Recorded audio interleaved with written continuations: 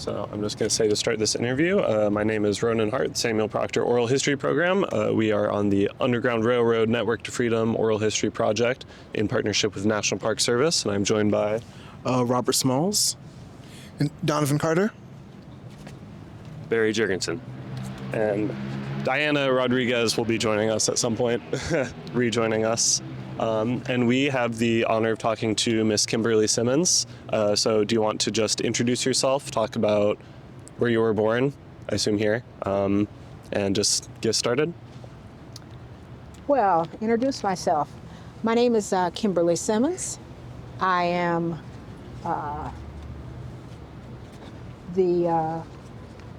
I will say again, I'm the president and executive director of the Detroit River Project. I was born here in this beautiful city called Detroit. I am lucky by birth to say that not only am I an American citizen born in the USA, but I am also, due to my heritage, I am a Canadian citizen as well. I hold a dual citizenship at birth, so I am actually also a citizen of the country of Canada. And I consider myself fortunate. Not many people can say that. I have history that spans 32 miles of river and everything in between. So you've already told us a bit about your family history earlier. Is this something you grew up hearing about, something that your parents would talk about? Well, sure. Everybody's family's got a story, right? Mm-hmm. So you knew what your grandmother was doing, and somebody knew what their Uncle Joe did. Well, my family was no different. As a descendant of the Underground Railroad, instead of hearing the stories, well, we'll say everybody's story, we had special stories. And our stories were repeated. As an African American, African Canadian, our stories were never really written.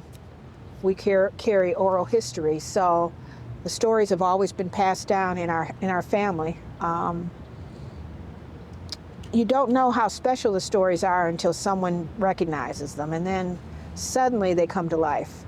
So yes, as a descendant, our stories were passed, and I remember very distinctly hearing a story of my family on a Sunday afternoon while watching an NFL football game on the TV. I was about 18 years old, and my grandfather was drinking the liqueur of choice, and that's Johnny Walker. We are the home of Johnny Walker. And watching football on a Sunday, and he says to me, you know, just out of the blue, my grandfather was in his 80s, and he says, did you know my family was at Harper's Ferry? Really? And I don't even know where that came from. I don't know if we were playing a team that was maybe attached to Virginia or Maryland. And I kind of said to him, I said, well, what do you mean?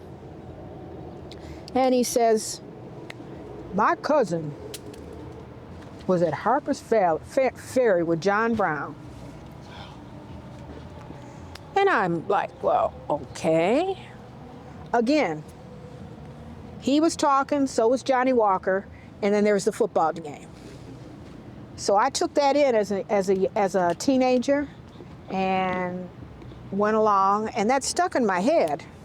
And later, 20 years later, as I was doing research on the family, I started putting our tree together and started learning about how the family was connected. As an Underground Railroad descendant, especially in this area in Detroit and Windsor, Canada on the other side that is separated by our river, descendants are literally, we're tied together by blood. Most of us are related. It's kind of a running joke. You see a black person on the Canadian side, you probably are looking at your cousin. So I was trying to put all of our families together and the stories, and was doing some research on my ancestor, Carolyn Quarles, who became Carolyn Quarles Watkins. She was born out of the union of a son of the house named Robert Pryor Quarles, whose family were part of the Virginia colony. Very old Virginia families. And doing some research back through the Quarles line, I discovered that my grandfather wasn't lying.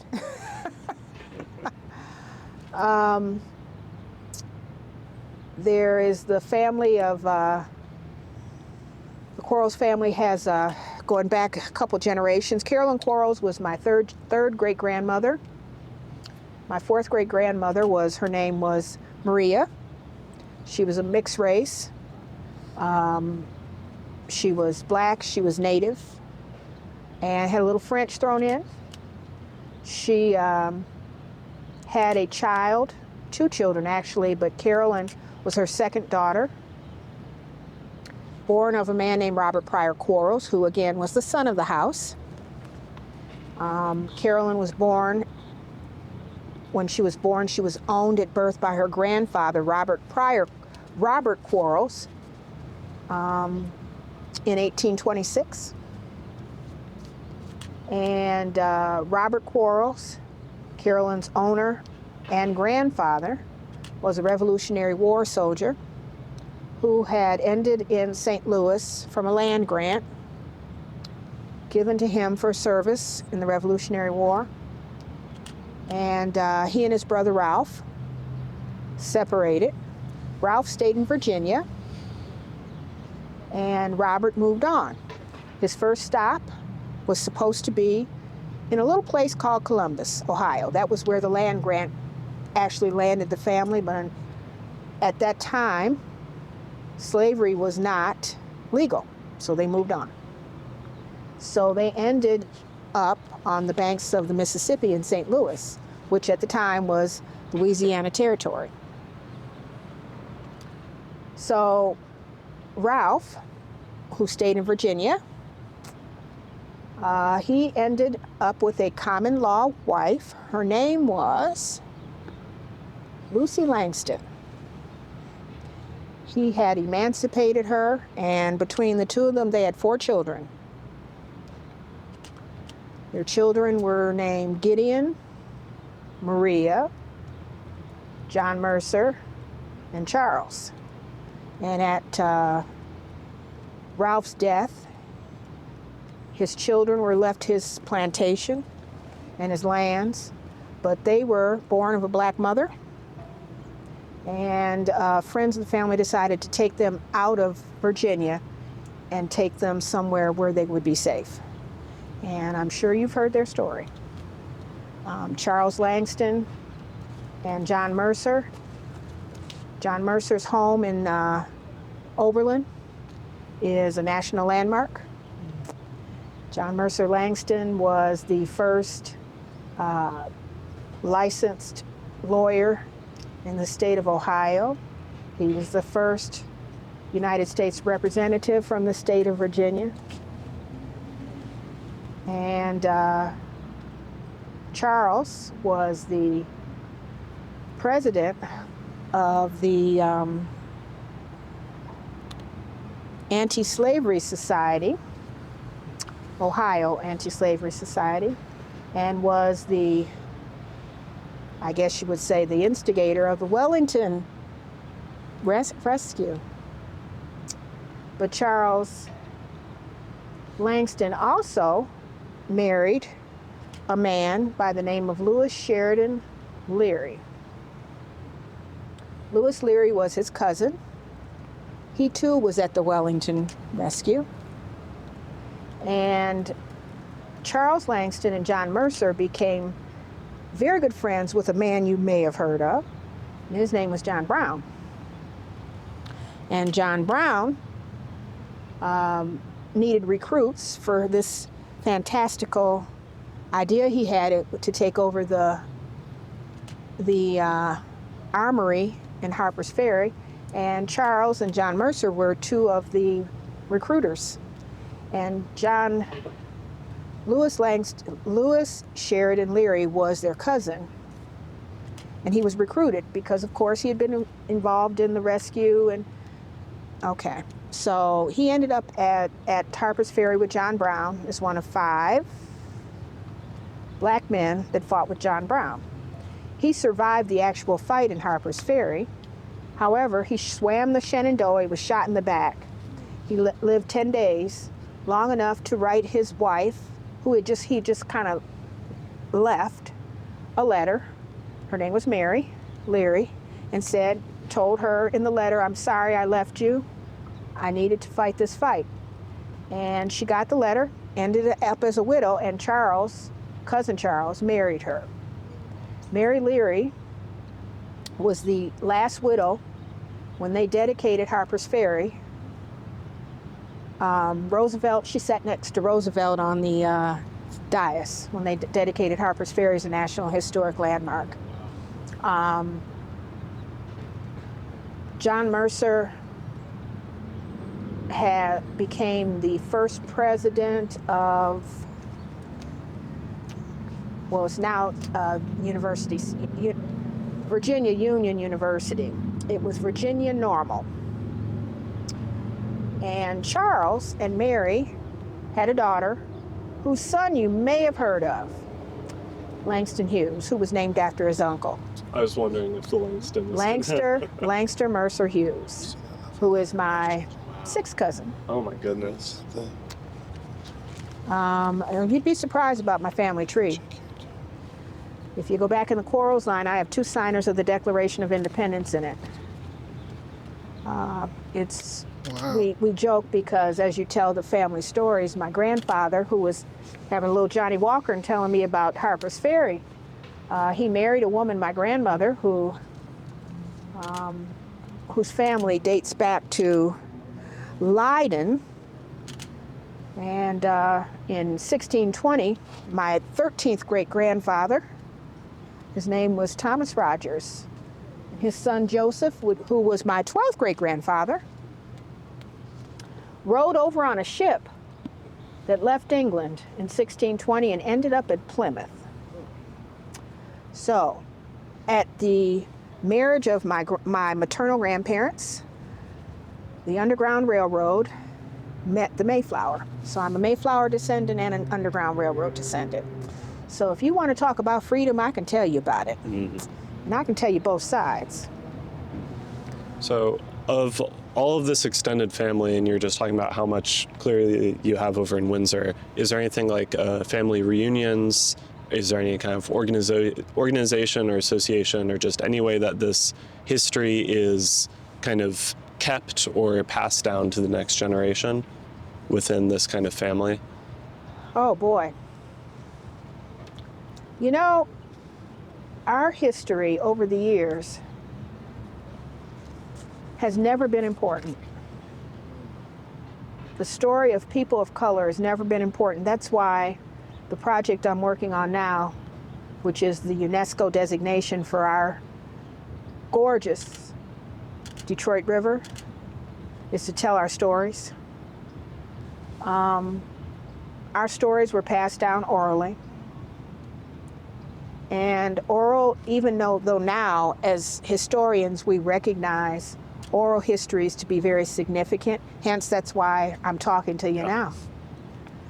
But before, our stories, those that lived the stories or were closer to the history, were not pushed to record it. So now we're rushing because we're losing our generations and we're trying to make sure that we have the stories written where they can be studied. It's funny, when you live within a historic family, I'm telling you family stories. And as I tell many people when we talk about stories, particularly when you're talking about a historic family tied to big stories, my family has big stories. as long as I keep moving, and my niece and my great niece and my nephews keep moving, the history's still going. The history hasn't stopped. The story's not over. Our story's still going. It may not be quite as grand as we may think it is, but as long as there is, the DNA exists, our story lives. We pass it down. Now we have the opportunity to write books. I have been a collaborator in 2 and have been the co-writer in 1 that has told our story. 2016, we wrote a book that was published. I collaborated along with 12 other authors in a book called A Fluid Frontier, Slavery, Resistance, and the Underground Railroad, which was published here in Detroit at Wayne State University Press. And there's a chapter that's dedicated to my family. It was co-written by Larry McClellan in Chicago. In 2019, To the River was written by Larry McClellan and myself, published by Thorn Creek Press, and that's a book that tells you directly about my family. And in 2021, out of the blue, while we were all locked down, I got an anonymous email from Random House. We heard about you, Kim. You sit on the board of the Underground Railroad bicycle route, the National Underground Railroad bicycle route, which I do. I'm an advisory board member and have been since 2009. And we would love to talk about, in our book called Ride, Cycle the World, we're creating the greatest, we're writing about the greatest coffee table book, the greatest bicycle rides in the world. And the Underground Railroad, bicycle route, which is 2,000 miles long, actually starts in Mobile, Alabama, and runs to Nova Scotia.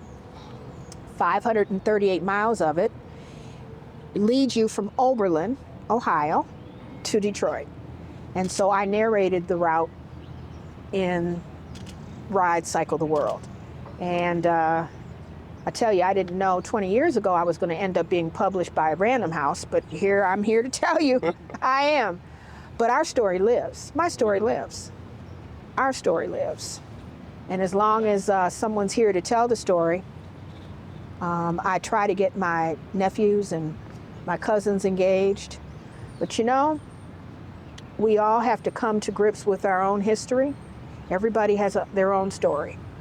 Everybody. We all have our own story. Some of our stories are bigger than others. Some might be real big, but you just don't know what it is. I'm fortunate to know that I know my story. Some people, it takes them a little while to understand who they are and where they fit into this bigger world. But I use my talents of storytelling and research and to tell the stories. That's why I've chosen to take the stories that we have here at this river to tell them. My ancestor was born in 1826, Carolyn Quarles, was born in 1826 on the corner of 6th and Pine in a house that no longer stands.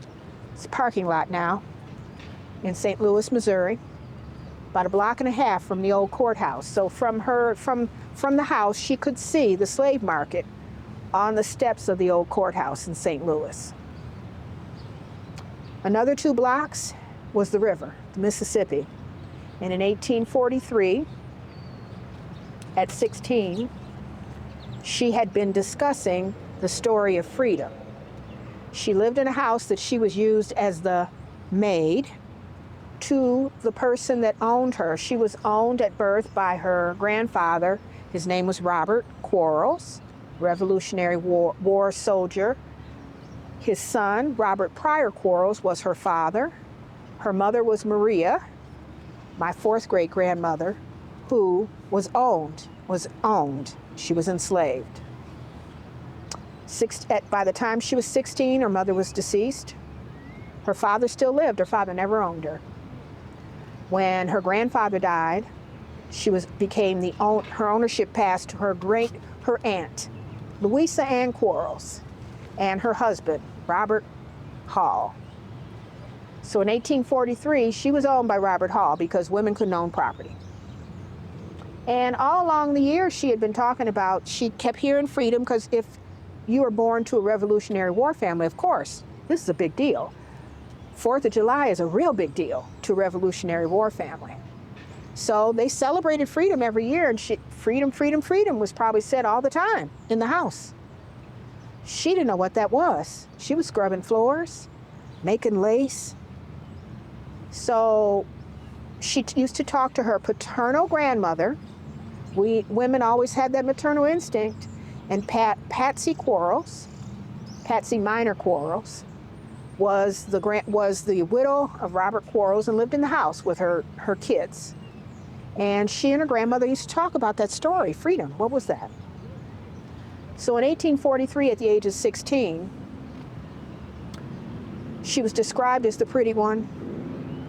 She was very fair, freckled, blue eyes. She looked white. She was an octoroon, as the term that was used then that we don't use now, an eighth black.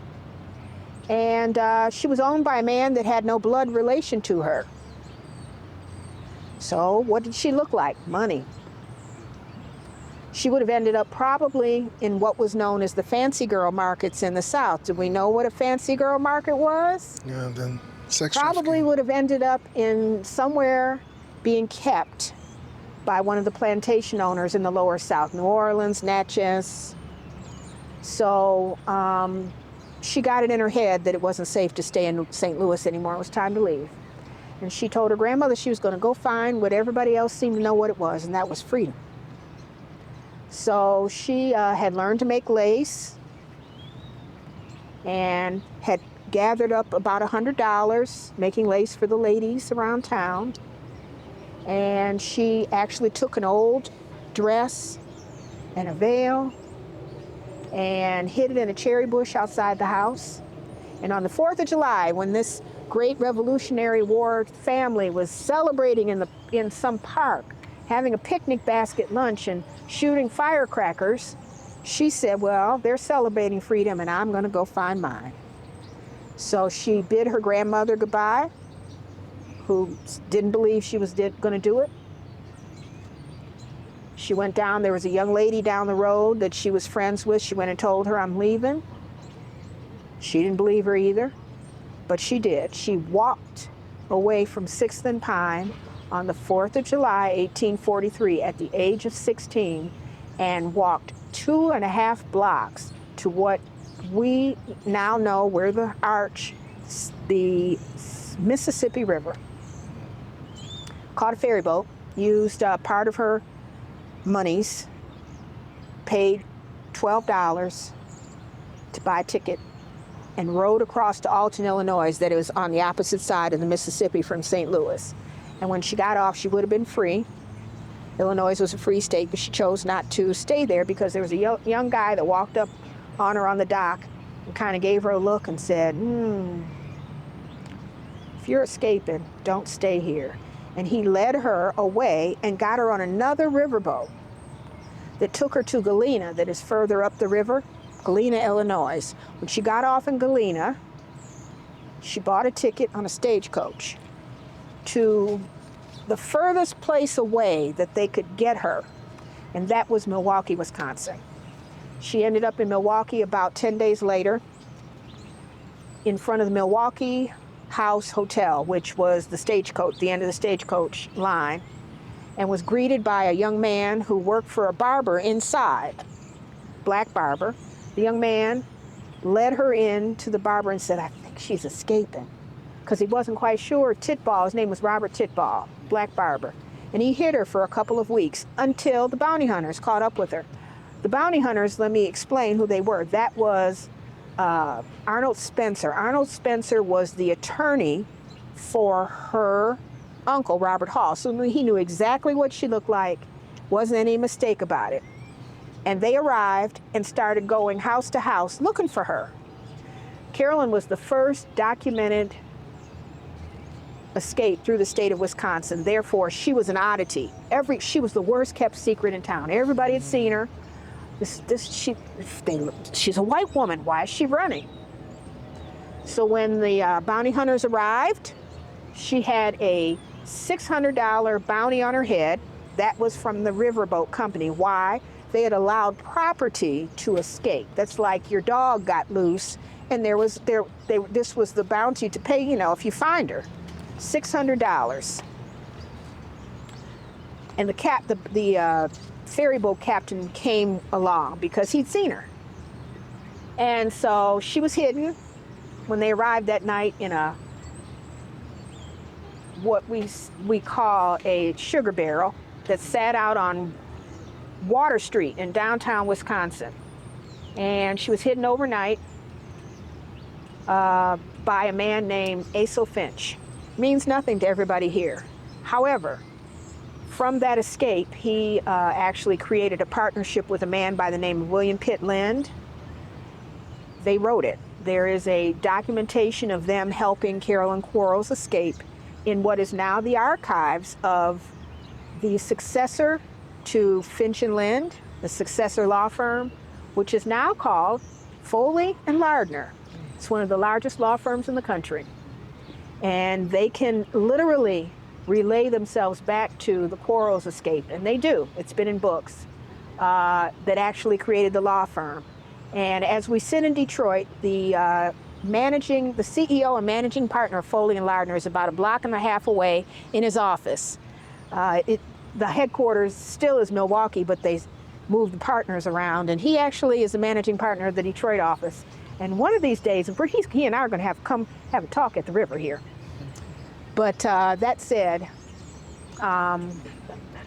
after being hidden 12 hours in a sugar barrel, in July, in a dress, petticoats, you can imagine, Asa Finch took her to the outskirts of Milwaukee, the north side, to a farmhouse of a man named Samuel Brown, who was one of the 5 founders of Milwaukee.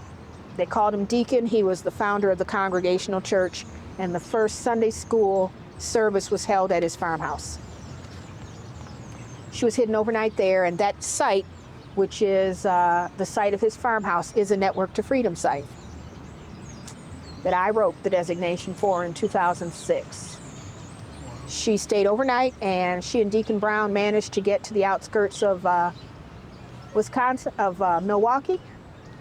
And there was decision made for a couple of weeks. She was out there from farmhouse to farmhouse, and it was decided that a gentleman by the name of Lyman Goodenow would get her across country, because they couldn't figure a better place to send her to than the frontier town known as Detroit. Or, in the case of the Underground Railroad, the code word is midnight. Midnight. And the reason it's called midnight, I will tell you.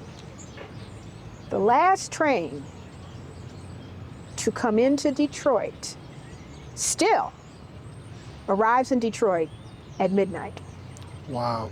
So that was the end of the road to get to see dawn, because you had to get to midnight to see dawn, and dawn is Canada. So midnight was our code word. So they decided that that was the safe place for her. So Lyman Goodenow and she literally traveled for what we estimate about 2 months. They left the surrounding area of Milwaukee with a carriage, a buggy, and a horse. And she literally rode on top, because the way she looked, they used the premise that he was her servant, and he was just traveling with her to get her to somewhere else. And when the buggy broke down, they rode on horseback. And if you were to take a ride on I-94, Interstate 94, and ride Interstate 94 east out of Wisconsin, which I-94 is literally the old Sauk Trail. It's an old Indian trail. You will retrace the steps of my ancestor, because you can look up on the street signs and literally see her tour from Indiana through into Michigan, Battle Creek, Kalamazoo, Ann Arbor, There is another spot on North Campus of the University of Michigan at 1425 Pontiac Trail Road. And it is the site of the Guy Beckley home. And she and Lyman Goodenow were hidden there. It's a Michigan historic site, and it also is a Network to Freedom site. She was hidden there. Guy Beckley was an editor of an abolitionist newspaper called The Signal of Liberty, and it's famous too. And they stayed there overnight, and they had just left. They had gotten out of Illinois. Along their route, they stayed in many places. Their last stop out of Illinois before they ended up into Indiana, before they got to Michigan, was the Dundee house in Dundee Hotel, which was a stagecoach house. And if you look up the Dundee's history, you will find that they got $20 from the folks that owned the Dundee Hotel, the Dundee Inn. However, the Dundee Inn was owned by a man by the name of Alan Pinkerton. Have you heard of him? I don't think so. Think so? Of the Pinkertons, by chance? Absolutely. Wow. So she met a lot of people along the road. Ann Arbor was one of the last stops before they came into Detroit. Carolyn and Lyman Goodenow stayed overnight. They stayed, were given rations, and were given rations by what was known as the Detroit Vigilant Committee, which there were vigilant committees all over the country. Ours was one of the largest. We recognized they had about 1,000 members, and their borders reached all the way to Toledo, Ohio. And John Brown was a member, Frederick Douglass, all of the really big-time abolitionists. Because of our river and our border, this was a stop, and it was an important stop. So we have a significant story to tell tied to the river, not just mine, but we have many stories to tell because many heroes watched this river go by like you guys did. John Brown was here a lot. William Lambert will tell you that William Lambert and George D. Baptiste, two of our famous conductors here. William Lambert was paid by Carolyn and Lyman Goodenow to row Carolyn across the river in one of his rowboats for $12. 12 shillings, he rowed them across our river. Wow. But they are, John Brown would tell anyone that he learned everything he knew about the abolitionists, how to do this, from William Lambert. William Lambert was, there was a special event that happened on May the 8th, 1858, which you guys have probably learned about that, the Chatham Convention. You heard of the Chatham Convention? Chatham, Ontario is about 40 minutes on the other side of our river, and the Chatham Convention was held on May the 8th, 1858. It was one of the last stops after the Missouri Raid. Think about the time. The Missouri Raid, John Brown was coming out of Kansas. And he ended up in Chicago. That same man, Mr. Pinkerton, bought a boxcar on the Michigan Central Railway and paid for a boxcar to come to Detroit. March the 12th, 1859. They arrived at midnight on the last train, and that was the Missouri Raid. His army and the 12 members of a family that left with him out of Missouri, the Daniels family. They left with him out of Missouri. They had started out of Missouri as 11, but on the road there was a baby born. He was named John Brown, by the way. And when they arrived in Detroit, that's when his mother did something she hadn't done for 600 miles. And that was to put him on the ground. And why?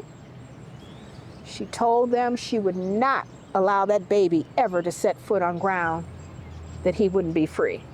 So he didn't see freedom until he got here. Wow. Wow.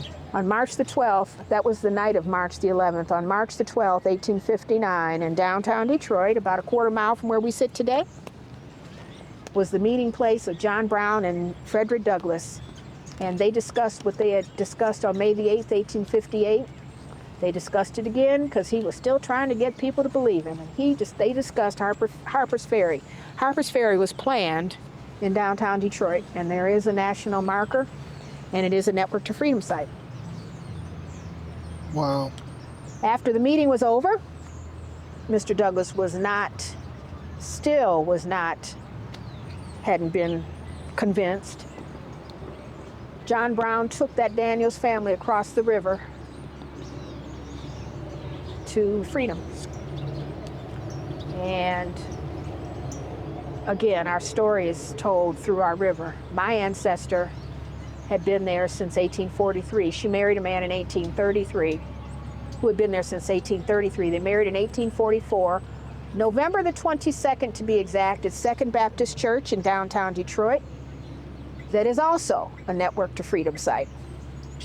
They were married by the minister, Reverend William Monroe, and I have a handwritten marriage license of theirs. And they rode back across the river to Windsor, proceeded to have 6 kids, though they already had 3. Allen Watkins, my ancestor, my third great-grandfather, left Kentucky, escaped in 1833 with 3 children, all under the age of 10. He left with a buggy, a horse, 3 kids, one of which was in a steamer trunk. They used to put them in steamer trunks to hide them, the babies, and then they would anesthetize them, a little bit of that liquor, to keep them quiet so they wouldn't be afraid of what was going on. And he left his 600-mile journey from the banks of the Ohio to the bank of Lake Erie in Colchester, Ontario. He did it by himself. Carolyn had help. My ancestor Carolyn, she had help. He did not. And I don't know. I have to look at you men kind of out of the side of, would I trust some of you men with 3 babies, diapers, no CVS, to get another one for 600 miles? Let me think on that a minute. I don't know, but nonetheless, he did it alone. And our heritage lives through that. You asked me, do we pass down the stories? That steamer trunk exists. Wow.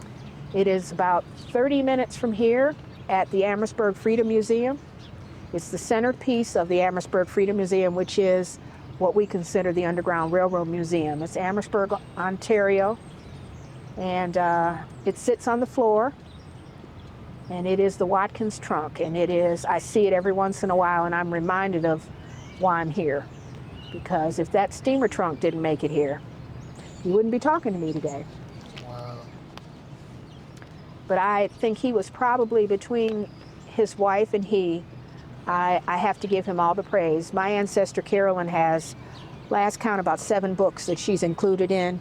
There's articles about her, primarily because of the fact that she was one of the first documented escapes through the Midwest. She's been documented a lot. Her route has been traced. Like I say, she is second cousins to the Langston kids. I can trace her heritage because of the handwritten letters, primary documentation that exist in the Civil War Museum in Kenosha, Wisconsin. There are 3. In 1881, she wrote letters back to her conductor, Lyman Goodnow, who was writing his bio. He wrote a special delivery letter to Sandwich, Windsor, Ontario, to Carolyn Quarles Watkins. It was delivered, and she answered him. When she answered him, he wrote back and asked her, how did she get there? Now, he was with her. He was her conductor. He was with her. But for posterity, he wanted to know. So she wrote a letter in quill pen that still exists. Was found in 1998, along with a letter written by Allen, her husband. And she described her journey. She named her father. Robert Quarles. She named her father Robert Pryor Quarles. My father is. She said she hid a dress in a cherry bush outside her house. She said she was kept to be made and scrub paints, which scrub the floor. She said when she got to the other side of the river, she cried because she looked back, and when she saw Detroit after being rowed across the river to Canada, to Sandwich, what she saw on the other side looked like St. Louis, which is where she left. She thought they had taken her back. Those letters exist now in the Kenosha Civil War Museum. Allen wrote his story too in quill pen. Wow. I escaped to cross the Ohio. I was owned by Nancy Cleveland. I took my babies. They were going to sell them. I think his journey was probably should be celebrated bigger. Yes. Lot more celebration in it. The Kenosha Civil War Museum has actually traced his route because, again, he described where he was. He described being held, hiding underneath one of those double-decker bridges, old wooden bridge, in Ohio. And the curator at the Kenosha Civil War Museum dissected their letters, what was being said. And he's a Civil War reenactor, so he knows a lot about the Civil War and the maps. And that bridge still exists around Sandusky, Ohio. They know exactly how he took what was called at the time the Sandusky route to Detroit, to this river. So when you ask the question, do we talk about, we've pieced our story together. I've done a lot of research on it, and I can take my family back. I can take the family back through the Quarles line too. The fact that I'm related to the Langstons,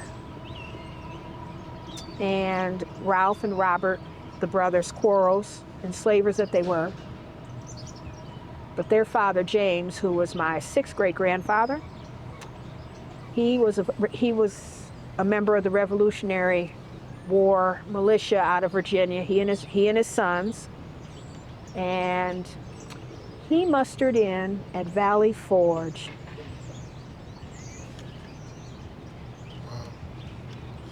Wow.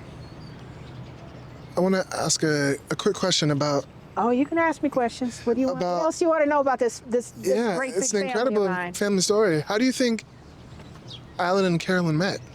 Do you have an idea of how They were met? introduced. Alan was 10 years older than she was. She was 16 when she got here, so she was about 17, 18 when they married. Alan was a widower, as I said. He had 3 kids, and he needed a wife. So they met in Sandwich. She was maiding at a home in Sandwich, across our river here. And she needed, at the time, she was a woman, a young, pretty one. He needed a wife. They were introduced, and they got married. November the 22nd, 1844. On this side of the river, after rowing across and then rowing back. Wow. I'll share with you their handwritten marriage license. Yes. I found that I had to climb up in our city-county building. I went into the clerk's office, and marriage licenses are official records of the states. And I went in one day, and they thought that I was crazy. This was maybe 10 years ago now, and I said, listen, I'm looking for a marriage license, because I was writing I was researching our story. And okay, you have to order it. I said, what year? I said, 1844. They thought I was lying. No. I said, okay, understand what I say. That record has to exist. The state has to be here. Well, I don't know if our film goes that far. I said, well, where are your copies? Well, go over there in that closet over there. So in the city clerk's office, I was on a ladder in a closet with books like this up on shelves.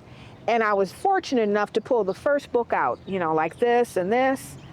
And there were all these handwritten, and the clerk's office, the workers had no idea They had never seen. I said, you never looked at the record? No, no. So I started, and I happened to pull out the right book, and I started thumbing through the book, and lo and behold, Alan Watkins married Carolyn Quarles, November the 22nd, 1844. Handwritten by Reverend William Monroe, pastor of historic Second Baptist Church. It was in his handwriting, and signed and dated, and they both signed it. And when I came out, I handed it to the young ladies. I said, can you copy this for me? They wanted to charge me. I said, you have got to be kidding me. Oh, I'm sorry. Right. I said, I'll take a picture. So we took a picture, and I've got a picture of the license itself. Wow. But what was so special about that, after we started, they had to look in the book, and I'm kind of scanning what was around it, because all of the apparently Reverend Monroe would write marriage licenses out at the same time. Maybe married 5 or 6 people within a month or something, and he'd write them all at the same time and then record them. And the marriage license that was immediately below that license was, of course, the witnesses. Mary Monroe was Reverend Monroe's wife. She was the witness. But right below the marriage license of Carolyn Quarles was another marriage license, and I believe their name was Brown. No, it wasn't Brown. But the witness to this marriage license right below theirs, and I think, what was it dated? It didn't happen right away, but it was like Reverend Monroe had piled all of these into the book at the same time. John Brown witnessed the marriage that was right after that. And I looked, and I said, oh my God. And being a researcher, you know what John Brown's signature looks like. And I showed it to the young ladies, and they stood there, and they went, is that the John? Yes, wow. That's the John Brown. And why do I know that? Because John Brown spent a lot of time in Detroit, because his mentor was William Lambert and George D. Baptiste. Were his mentors, and so he was here a lot. So was Mr. Wow. Douglas. Them being here on the 12th of March was not by accident. The Chatham Convention happened May 1858. In December is when the Missouri Raid happened. Mm-hmm. So the goal was to come to Detroit, to get across the river. That was the goal, was to end up here. And Mr. Douglas was speaking in Detroit on the 11th of March. So to get out of Chicago, to get to Detroit, Allan Pinkerton paid for a boxcar to get that whole army to Detroit and then across the river from Chicago. So that was planned. And let nobody, as you do this research on the Underground Railroad, there was always a plan. Nothing was an accident. Absolutely. Nothing was an accident. Why do you think they returned this side to get their marriage rather than marry in Canada? Because Reverend Monroe was the pastor of record for both Second Baptist Church and the sister church that exists on the banks of the river in Sandwich, Ontario. It is Sandwich Baptist Church. It is the oldest African-Canadian church in Ontario. It is the second oldest in Canada. And guess what? It shares the homestead with the Watkins family. Wow. Our home is still standing. The church started as what they called a meeting in the 1820s. And in 1851, they decided to build a church.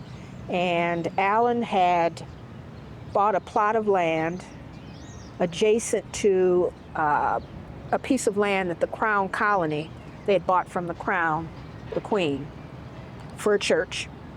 And they laid the cornerstone in 1851. The church stands today. It's a National Historic Site. It's one of those 5 that are in Sandwich. The bricks were made out of the river water and the clay, and each of the founding families were responsible for so many bricks. And the kiln was in our backyard. Our home sits here, the church sits here, and they share the backyard. So the kiln was in the backyard of the church, of our yard. And the cornerstone was laid in 1851 Wow. in the, I believe it was the summer. So the church just celebrated, 170 years now, 180 years. Yeah. And it is standing. There's church service every Sunday. But that's a sister church. When the church was dedicated, actually the same pastor, the church was dedicated in 1851, and this church had Madison Lightfoot as pastor at that point. So the pastors shared the duties for a long time before they finally got their first pastor. The first deacon was actually Alan Watkins, my great-great-great-grandfather. Wow. That's absolutely amazing. Yeah, good So- story. That's a great story. I want to ask, how do you think Carolyn made the journey at such a young age? And what do you Well, think at it took 16, to you do wouldn't have been that young. As a woman, that was childbearing age. You were married and making babies then. So that wasn't that young. She was 16, and that was prime time, and that would have been prime time. She had to make a decision at her age because, as I spoke on a little earlier, she would have ended up down south, further south in the lower south, as, call it what you will, concubine, kept, you can put a lot of names to it. Unfortunately, I've had to stop a lot of people when they say she was a prostitute. And I said, we will never use that word for someone that was enslaved. You cannot be a prostitute and be enslaved. Right. You are owned, Right. and you're doing what you were told. Okay. So we got rid of that. The person that made that statement, they didn't make that statement again. Right. But no, she would have ended up south. So it was up to her to get to safety. And that was why she chose to leave. And how does her bravery, I guess, inspire you and your family these days? Do you think about it often? Do you think about it? Every day. I wake up with that story of freedom in my head. Her story's is in books. There's a play that has toured the country. It's called A Midnight Cry. It was created by James DeVita, the playwright. It was done the first time in 2003 as a vehicle for the Milwaukee Children's Theater. It's toured the country, and it did off Broadway. It's been done by the Dallas Children's Theater. It's never been done fully in Detroit. There was a reading done here by a local children's group. But her story is kind of not only just in my heart, but it's everywhere. So I am fortunate to be able to share it. And I stopped a financial career. I used to run a bank. And one day I woke up and saw her picture in front of me, and I said, you know what? I am supposed to be telling this story. And that was about 20 years ago. She looked me in the face, I guess, and said I was supposed to tell this story. So here we are. You interviewing me. So thinking about maybe the way African American history has been taught or is currently taught to students in America, why is it important to share stories like this to students, especially to African American students? Well, the story of America, supposedly, is freedom. That's why we exist. That whole thing about signing a document on 4th of July, 1776, that's our story. But we only tell half the story. We don't tell the other half of the story. Our country was founded on the principle of freedom, but the people that signed a document where everyone was supposed to agree on that principle owned people. Owned people. So, in order to celebrate what our American story is, we need to tell the whole story. Because as we have gone through 3 centuries, or almost 3 centuries, 200, we're almost at 250 now. we still have not told our story. We have to tell our story. The whole story, not part of the story, not the pretty part or the brave part, because we didn't tell all the brave part. There's still, that part still be told. And that's the story that literally drove our history until 1865. And that's slavery. It's the story. And until we all reconcile as a country to the fact that that is part of our story. This is not African American history that we discussed today. This is American history. African American history is American history. American history wouldn't exist without African American history. The African American piece, it wouldn't exist. It wouldn't exist without the story of people, immigrants. This is a place of immigrants. We wouldn't exist because of that. And unfortunately, we have chosen for the last almost 250 years to only tell a part of it. And we are not being true to ourselves. So it is extremely important to be true to us, is to be able to tell the full story of America. It's a great story. Yeah, it's bad. There's always bad parts, but you don't know the greatness of this country until you tell the whole story. So I guess, there's always one person that was it's in them to tell the stories, and I guess that's my fate, is to help tell this story. And I've been doing this for 20 years. I've embellished, or not embellished, but I've broadened the story in Detroit, and I'm able to celebrate the story of Detroit through my family. And then because of who I'm related to and the bigger picture, I'm able to actually fully, or at least try fully, to tell the story of freedom. I'm a Mayflower descendant and I am an Underground Railroad descendant. And in between, freedom exists in that gap. So I consider our story, my family story, special, because I can take both sides and feed it back to everybody to explain what that term, that word freedom really means, or for that matter, doesn't mean. So that's what we're trying to do here. The Detroit River Project, the nonprofit I run, we have an educational curriculum that's international. It crosses the border. I am educating 6 school districts as we speak, 3 on the Canadian side, and I've got a spattering here on the American side.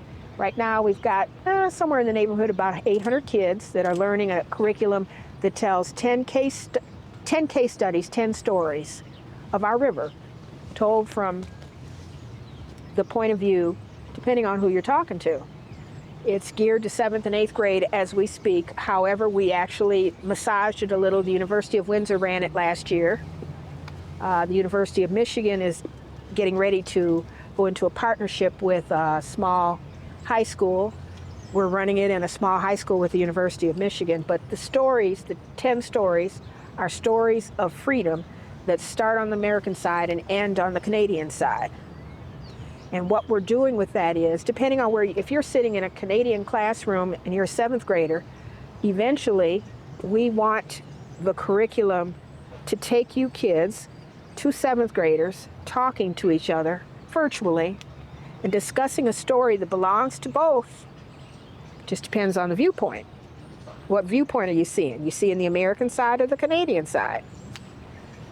So, and that's intentional. That's something we've been working on for a while. And UNESCO is loving it.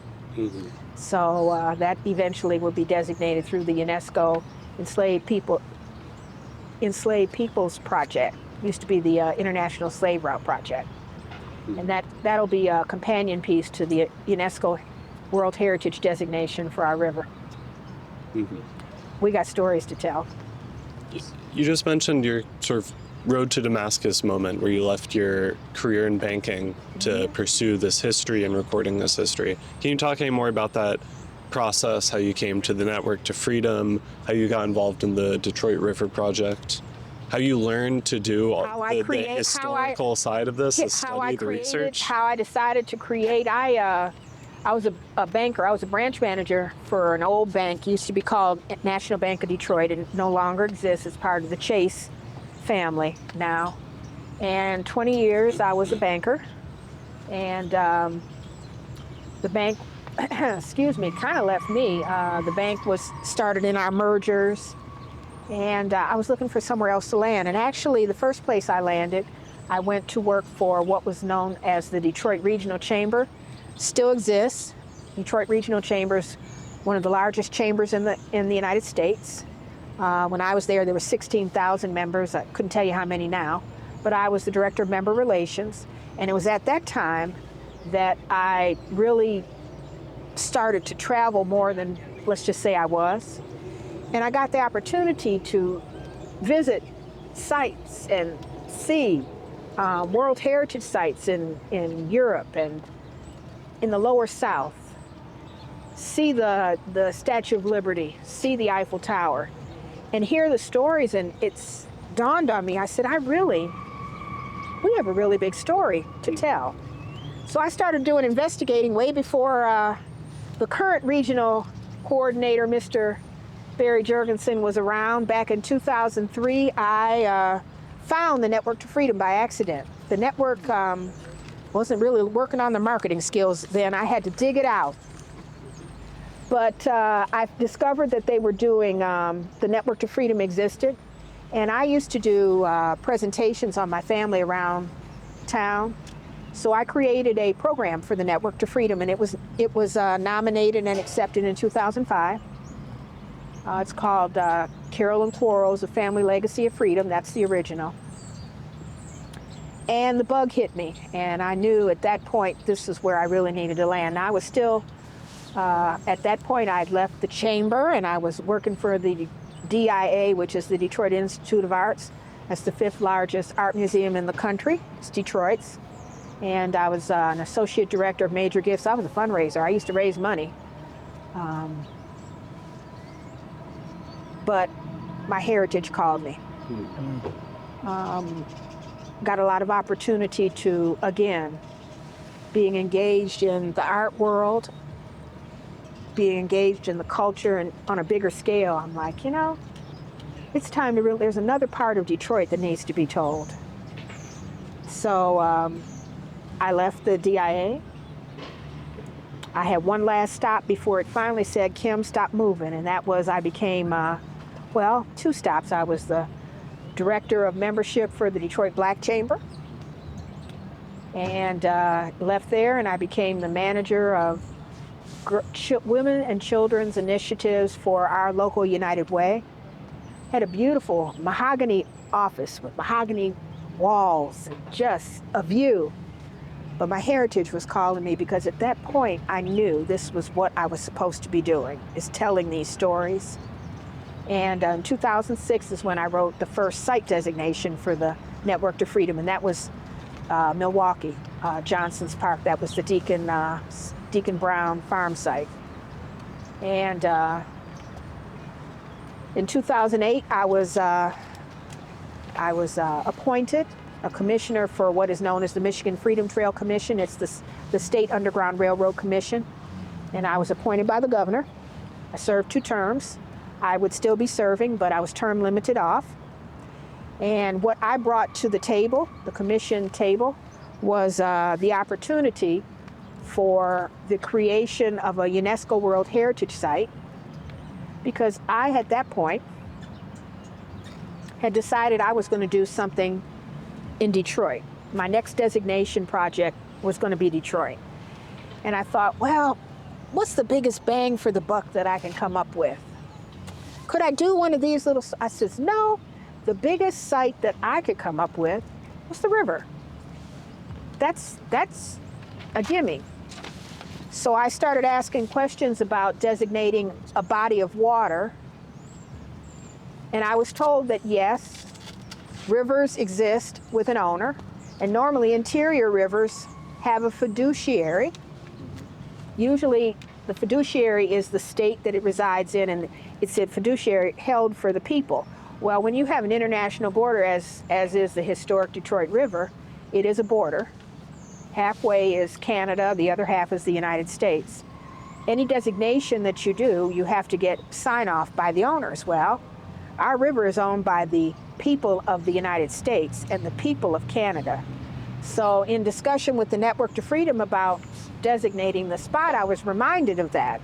And I made a call to the National Historic Sites Board of Ontario, and I said, you know, I'm planning to do this, and I'm going to write this designation. And he listened intently. His name was Gordon Fulton. He's probably retired now. And he stopped me after about 20 minutes, and he said, Kim, you don't have to, I know about that river. We will totally agree, and I'm sure the Prime Minister would be happy to designate that border. But you're thinking too low. And I said, well, what do you mean? And he says, you're talking about, he said, we will be more than happy to designate the river. And at the ribbon cutting, we'll all clap and we'll all be happy. He says, but you're shooting too low. That's a local or a national designation. He said, have you thought about World Heritage Site? And it took me about 5 minutes to pick myself up off the ground, because I knew when he said that, World Heritage Sites approximately take you about 20 years. It's a process. You have to create a story, a running portfolio of why you want to choose this to be such a place. Because we're talking about Eiffel Tower, Grand Canyon kind of stuff, right? And I said, okay. As I said, I was a commissioner with the Freedom Trail Commission, and I took it to them. And we wrestled with it over the table until my commission expired.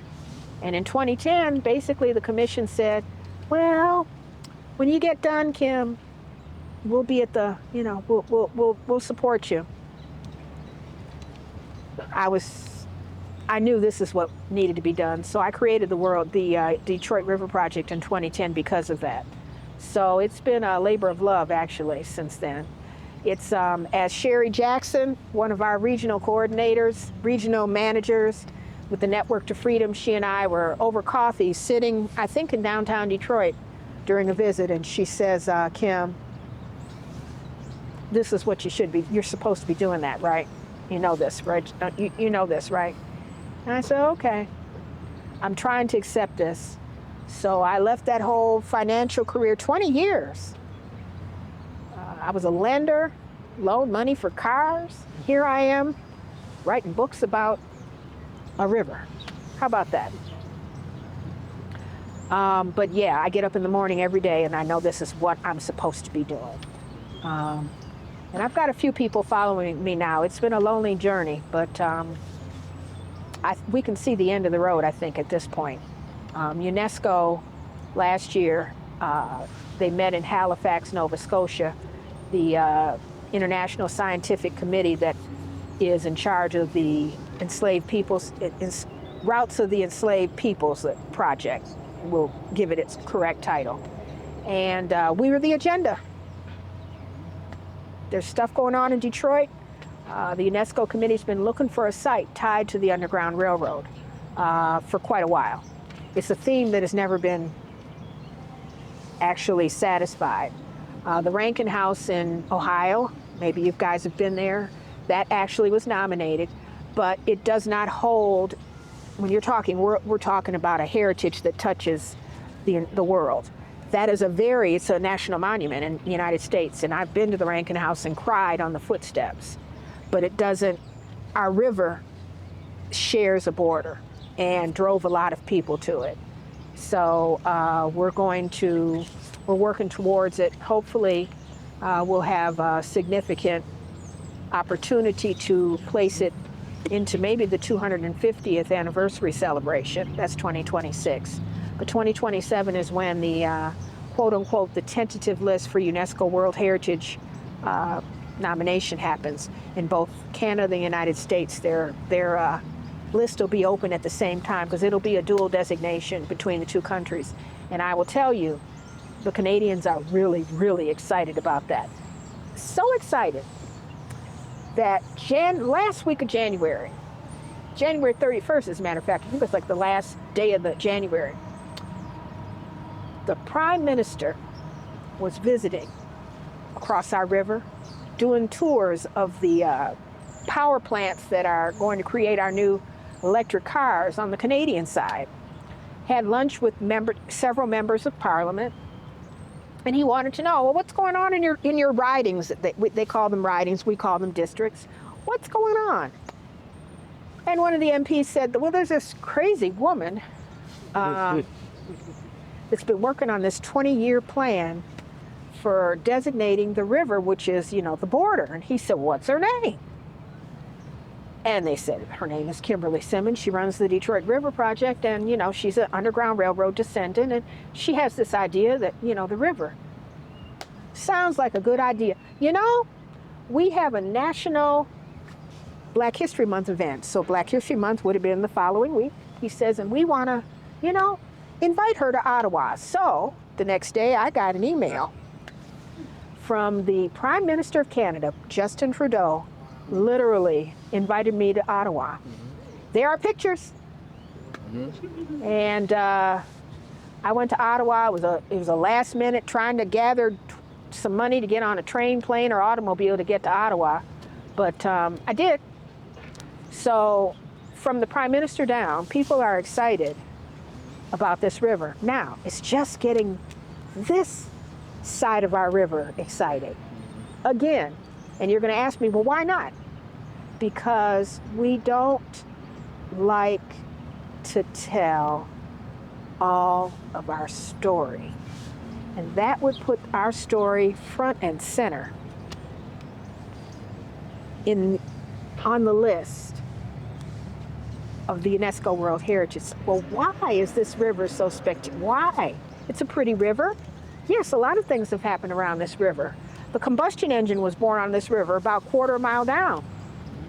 Henry Ford was a machinist working on a ship, and on his sidebar, he was working on the combustion engine.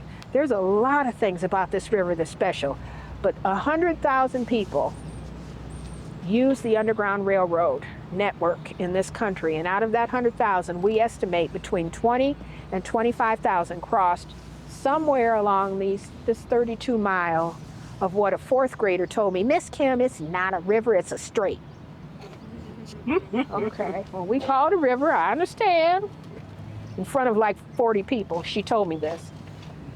I said, you're right, it is a strait. Grown-ups are a little kind of, we don't quite know. Thank you for reminding us. We call it a river, but along the 32 miles of river, there was anywhere between 20 and 25,000 that escaped to freedom. And because of that, this river needs to recognize that story. We need to recognize that story. So I'm honored to be the bearer of the news. And I was born to do this. So. Yes, ma'am. Yes, ma'am. That is an amazing story, and I'm just thankful to be here at this point. But my question primarily revolves around Carolyn Quarles and her own identity. Like, how did she see herself, and how did the society around her view her in that? Well,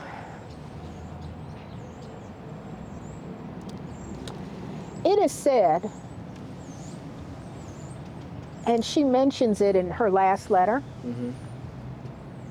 that she wonders had she stayed. Now, let me explain. Going back to who she was tied to a Revolutionary War family, moneyed, land, and she looked in the mirror and saw herself basically as a white woman. Blue eyes. She looked like her first cousins who she lived with. And in her letters, she says, I'm not quoting her exactly, but her statement is, if I would have stayed.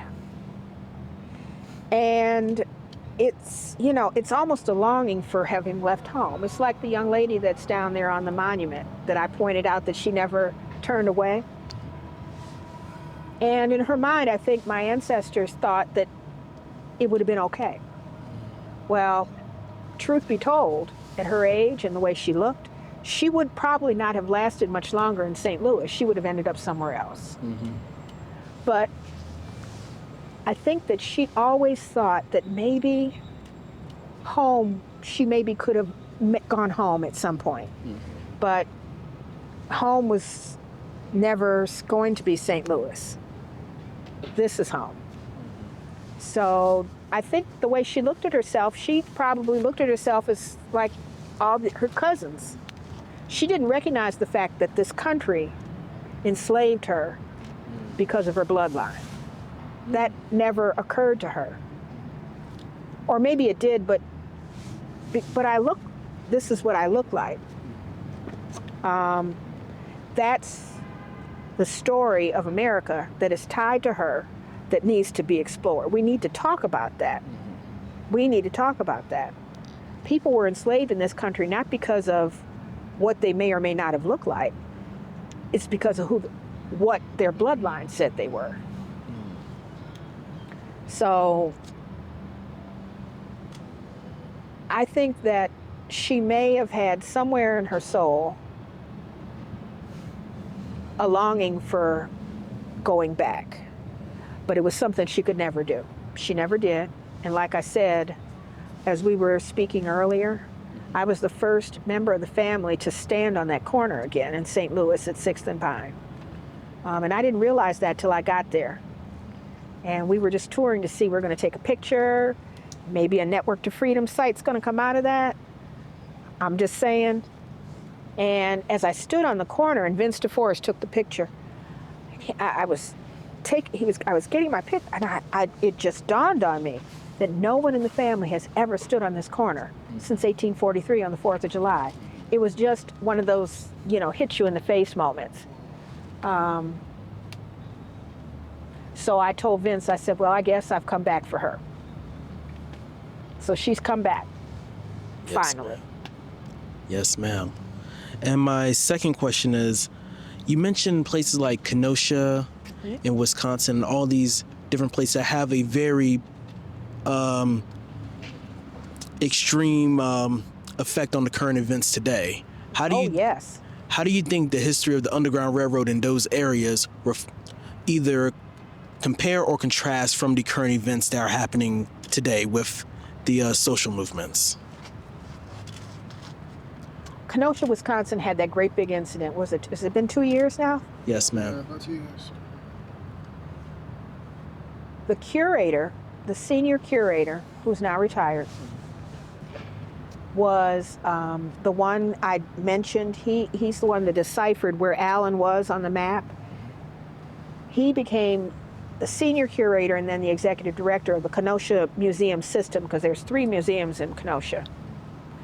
And the night they had that, because I will not speak his name, the young man that decided to leave Illinois, cross state lines, and bring a gun and get in the middle of the fight, Kyle. The young man that he shot, there were 3 people, and if you remember the video, and he killed one of the young men he was a young white guy. He was one of the museum workers.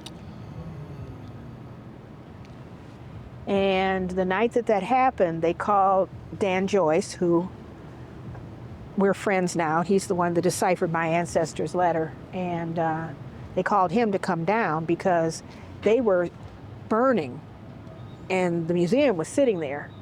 So he was the director, they called him down to come to the museum. And Dan knew that young man. So here you have this event, Black Lives Matter, civil rights on display, or the lack thereof, all in front of a museum that houses some of this history that Wisconsin had. The state of Wisconsin right now is like in turmoil. They have a state legislature literally trying to strip civil rights away from the people of Wisconsin. And Wisconsin plays so big in my story and my family's story that is a story that's matched by many others. But that really does get back to the fact that we don't know our story. We do not know the story of America. So we're standing in front of a place that holds history tied to people searching for freedom, and you're in the streets in front of it burning. It's just, that gets back to what I said. We, not just the world, but we need to know our own story. We need to know our stories, as uncomfortable as it might be. History isn't intended to be comfortable. It's intended to know it, so you don't repeat the bad parts again. So that's Kenosha and that whole end, the Midwest, the place that people found freedom. I call the rivers, the three rivers, the Ohio, the Mississippi, and the Detroit River, are the triumvirate in the United States, because if you stop and think about it, if you were looking for freedom, you had to cross one of those rivers to find it. One of those rivers played in the story somewhere. So I call it the triumvirate. We should be celebrating those rivers, but all these stories that surround those rivers need to be told, because that's the story of America, is those stories. Yeah, you can talk about the gold rush here and then but you need to tell the story of America. You have to tell the stories that surround the middle of America. Wow. You're welcome. Wow. This is going to be my last question. Our last question for Diana, you have questions? I've been listening and taking pictures. I don't really have questions. I've just been like, yeah. So this has been so great, Miss Simmons. We really appreciate it. My last question to you. I want you to imagine something with me. So you're at home, say, it's about 5:30, and on your door knocks Carolyn Qualls and her husband for dinner. Okay. They come.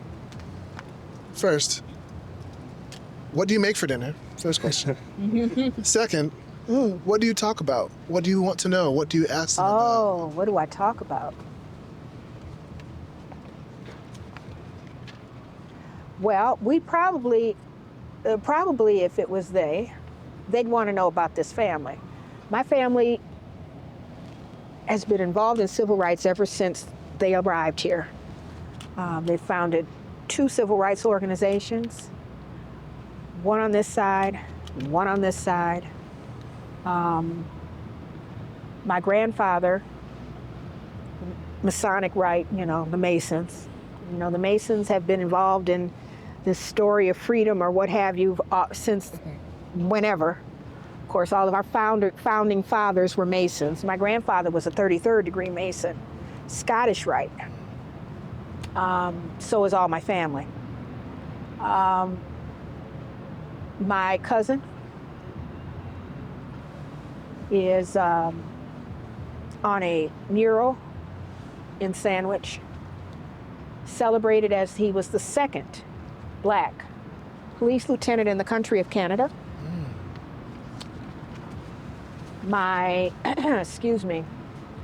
the street where my family's homes, there were 4, they still stand. The church surrounds it, it's a square block. Peter Street is the church, and then the street that runs up along the church is named Watkins, after my family. It was renamed in 1963. It was named to honor my great-uncle Homer Watkins, who among many other things was the deacon at Sandwich Baptist Church, and he did a lot. He was a vaudevillian to start with. We are the only Black family in Windsor that has a street named after them. Wow. So I would imagine that there would be a lot of conversation to ask, what have you guys been doing? One of my cousins, Watkins' cousins, was president of the UAW union, the chapter in Windsor. There are pictures with him with Walter Reuther and all the who's who. We've never, that story of freedom is in our bones. And I would imagine my ancestors would probably want me to tell them what has happened with their family. That I can say without hesitation. They've probably watched with, I don't know, probably pretty proud of us. I would certainly hope so, that they would be proud of us. And I would be able to tell them that I haven't stopped. Wow. The rest of my family, they're still floating around. I have a cousin that currently she's either the vice president or the president because they flip-flop. She was president, Lil Hilda as we call her. Big Hilda would have been her grandmother. We call it, they were Big Hilda, Little Hilda. Little Hilda is 70 now, so she's not so little anymore. But she was the president, and then she became the vice president. They flip-flopped of the Federation of Teachers in Canada. Wow. This is who we are. We've never stopped, Wow. is educating and telling the stories. What would you ask them? What would I ask? What would you want to know? I was gonna ask. I would probably ask her to tell. We only have one written letter. Well, 3. She wrote 2. I would probably ask her and him,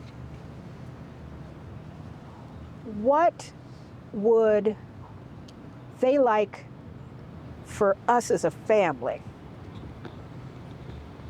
What haven't we done? I mean, we've, run this, we've run that, we've done this, we've curriculums, we teach school. They had 6 kids between themselves. They had the 3 that he had, and then they had 6 more, 3 boys, 3 girls. And all 3 of the girls were teachers. So we've taught, we've educated. I would probably ask, what haven't we done that they wanted us to do? Now, I went home for her.